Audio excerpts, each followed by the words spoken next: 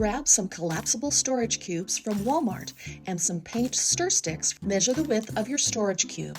Using a utility knife, score the measurement line. Make these cuts on all of your paint sticks. Sand the cut ends of the sticks so there are no rough edges. Wipe some wood stain on the top and sides of each paint stick. Let them dry completely. Lay the paint sticks on the side of an open storage cube. Start to glue each stir stick to the storage cube panel with a hot glue gun.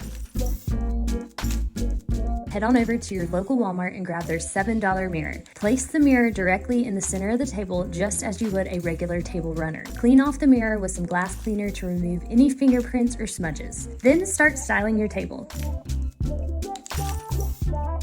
Take a fabric placemat and flip it over. Using the storage cube insert, trace around the insert on the placemat. Once traced, cut the fabric square from the placemat. With a hot glue gun, glue the placemat square to the side of the open storage cube. Take some favorite yarn and make a pom-pom with a pom-pom maker. Using a large needle or upholstery needle, thread one tail of the pom-pom and insert it through the upper center of the glued placemat through the storage cube, and knot the two tails together on the inside of the storage cube.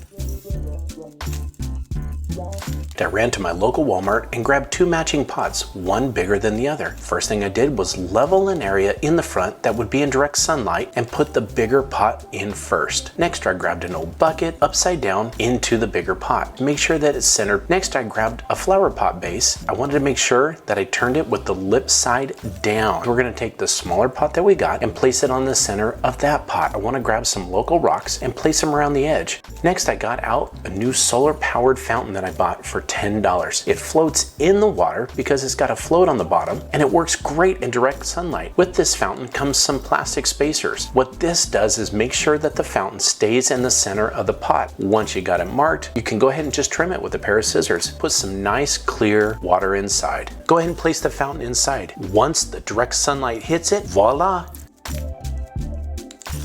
Let's run on down to Walmart, and it's time to grab your favorite inexpensive bucket. We got to get those handles off. Next, we're going to take that bucket and flip it over. We need to set in 2 strips of wood that are going to fit right on the edge. Next, stick them on there, make sure they fit. Then you can use some hot glue. Just flip it over and press it against the plastic. So do that to both pieces right on the edge, and just hold it down till it sets. Next, flip the bucket over, and what you're going to do is grab just some small little screws. So just take your drill and put it right in. 2 or 3 in each strip of wood will be just right, and that's going to hold it in place. Now it's time to put on the wheels, and we're going to mark it 1 inch from each side of the wood. We're going to put 4 of these legs on, and we're going to drill it. Now it's time to take that hot glue, put it right on the edge of the hole there, and put the leg on. Look at this, they are excellent. Now it's time to go ahead and decorate the bucket. Just take again our favorite hot glue, put it right on the edge, just stick it right on there. Just go ahead and set it all the way around, and we're going to go around the whole bucket.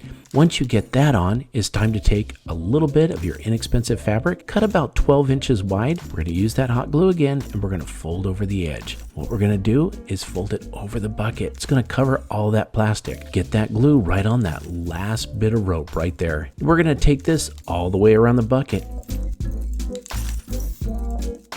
You want to pick up 2 bowls. Make sure they are ceramic or glass and that they are heat proof. I took them home and I'm going to give them a coat of spray paint. Once the paint is dry, these bowls have a really nice textured look. I'm just going to use some really strong glue to adhere them together. In the top bowl, I am going to add 3 wicks. I'm just going to use a little bit of hot glue to secure them to the bottom. Then I'm going to grab 2 wooden skewers and wrap the wick around the skewers. This is just going to hold everything in place. Great way to make your own candles is to reuse existing candle wax. I have a couple of these Dollar Tree tall pillar candles, and I'm going to place them in some boiling water. Now make sure you're wearing gloves. These can get really hot, and I'm just going to gently boil this until all the wax is melted. Pour the wax from all the candles into a metal container with a handle. I'm opting to add a little essential oil for some scent, and now we're just going to pour that melted wax. Then you're going to want to walk away for about 24 hours. When it is completely set, you can trim the wicks down and use your candle.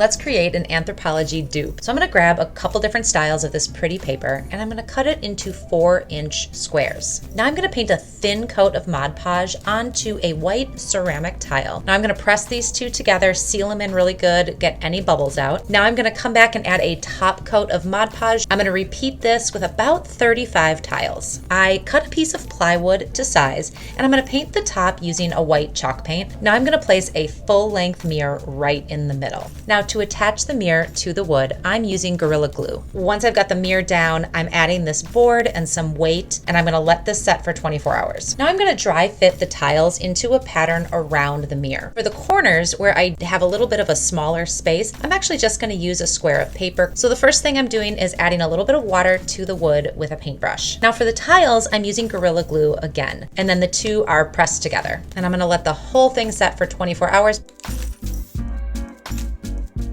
Grab a plastic bin from Walmart for this project. I'm gonna start by drilling a few holes into the side of the bin. This is gonna be for handles down the road. Then I'm going to flip the bin over and I'm going to drill 4 holes, 1 in each corner of the plastic bin. I wanna dress this bin up, so I picked up some gray and white patterned fabric. And I've cut it down to size so that it is the right height of the bin. Now I'm going to use some spray adhesive to adhere the fabric to the plastic. When I get to the corners, I am going to cut up the side, and then I can just fold these two pieces over each other, creating a really nice looking seam.